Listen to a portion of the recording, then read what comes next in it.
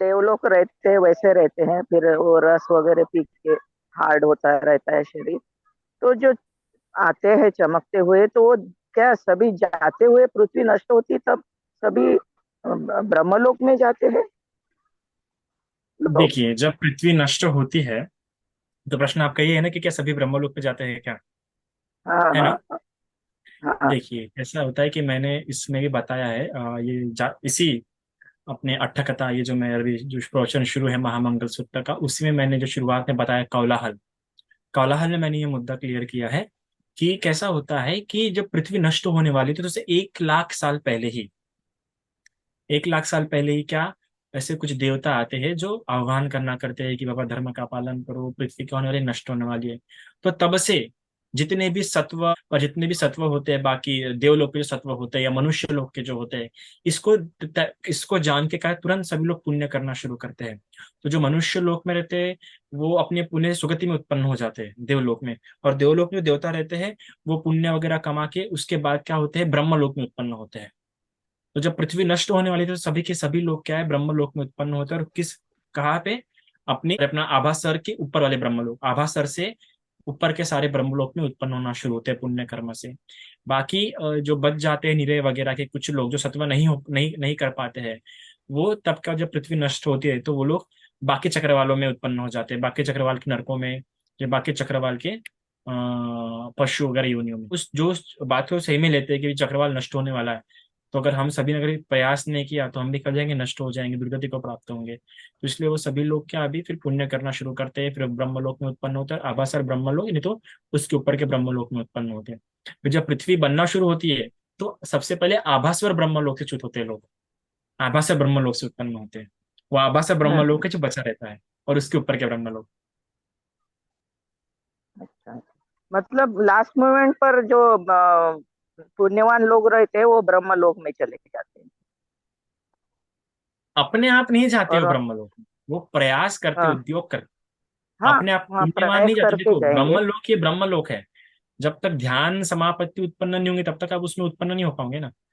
तो वो प्रयास करते हैं देवलोक में जाने पर भी अपना सारा ये सारा प्रमाद वमाद छोड़ के उस समापत्ति को उत्पन्न कराने के लिए, या मैत्री वगैरह चार ब्रह्म विहारों से वहां पे उत्पन्न होने का प्रयास करते हैं। एकदम से ऐसे ऑटोमेटिकली उत्पन्न नहीं होते वहां पे कि पृथ्वी नष्ट होने वाले चलो उत्पन्न हो जाते हैं, ऐसा नहीं है।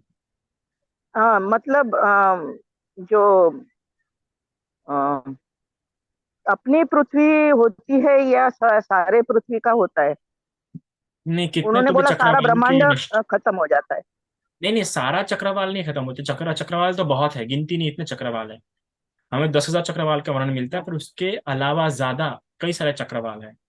तो हम्म। कुछ चक्रवाल नष्ट होते हैं, उनकी से गिनती बताई गई कि इतने इतने चक्रवाल एक प्रलय में नष्ट होते हैं। पूरे जितने भी हम्म। चक्रवाल है, उन्हें चक्रवालों की गिनती नहीं, इतने इतने सारे चक्रवाल है। तो उसमें से कुछ चक्रवाल है जो उसके चपेट में आके नष्ट होते हैं, हर पूरे चक्रवाल नष्ट नहीं होते। पृथ्वी के साथ नहीं हाँ रहे। मतलब एक उनके। चक्रवाल में, एक चक्रवाल में 31 लोक होते हैं, ठीक है। उन 31 लोकों में जब अग्नि से नष्ट होने वाले होते हैं तो सिर्फ आभासवर के नीचे तक ही होते हैं। जब जल से नष्ट होने वाले तब उसके ऊपर के, ऐसे ऐसे हर जो है तीन तरह से नष्ट होते हैं ना।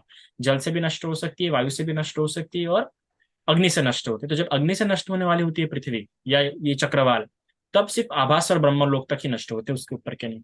और जब जल से नष्ट होने वाले तो उसके ऊपर के भी नष्ट होते हैं। और जब वायु के नष्ट होने वाले तब तो पूरे ब्रह्मलोक नष्ट होते हैं, सिर्फ वो अपना अरु ब्रह्मलोक बच जाते हैं। तो ये मतलब फर्क पड़ता है कि किससे नष्ट होने वाली है।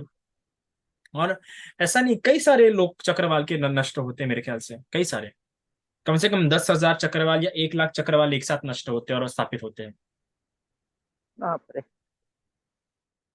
फिर बाकी के इसमें जिसमें जिसका भगवान ने बताया भी नहीं, तो उसमें हम लोग चले जाते होंगे चक्रवाल में दूसरे। बिल्कुल, कहीं ना कहीं उत्पन्न होंगे ना, कहीं ना कहीं उत्पन्न होंगे, हम्म इस तरह के चक्रवाल में उत्पन्न हम्म होंगे होंगे। हम्म। साधु साधु साधु। चित्त एक बार पलक झपकने पर बिलियंस ऑफ टाइम मरता है और उत्पन्न होता है। और जब हम मर जाते हैं तो तब भी हमारा चित्त मरता है। और जब हम नया जन्म लेते हैं तो नया चित्त के साथ उत्पन्न होता है। तो जो चित्त पलक झपकने पर मरा और उत्पन्न हो रहा है, तो फिर तो कितने चित्त, हाँ, बहुत चित्त है, बहुत। बहुत बार चित्त उत्पन्न हो के बोला ना। देखो जब ये थोड़ा स्पष्ट स्पष्ट करो प्रश्न, थोड़ा सा आखिरी का, ये आखिरी का जो है ना, पलक झपकने पर मर और उत्पन्न हो रहा है, तो फिर तो कितने चित्त है? चित्त एक ही है, एक ही चित्त। एक चित्त उत्पन्न होके मरता है, तब दूसरा चित्त उत्पन्न होता है। वैसे एक सेकंड में कितने बार ही, उसकी स्पीड बहुत है, स्पीड बहुत फास्ट है, तो एक सेकंड में कितने बार ही मर के उत्पन्न हो जाता है। पर जब एक बार मरेगा तभी मर के ही दूसरा उत्पन्न होगा। बिना मरे एक साथ नहीं उत्पन्न होते, एक सेकंड में इतने बार उत्पन्न होके मरता है एक साथ नहीं। तो एक जन्म में भी सेम नहीं रहते चित्त।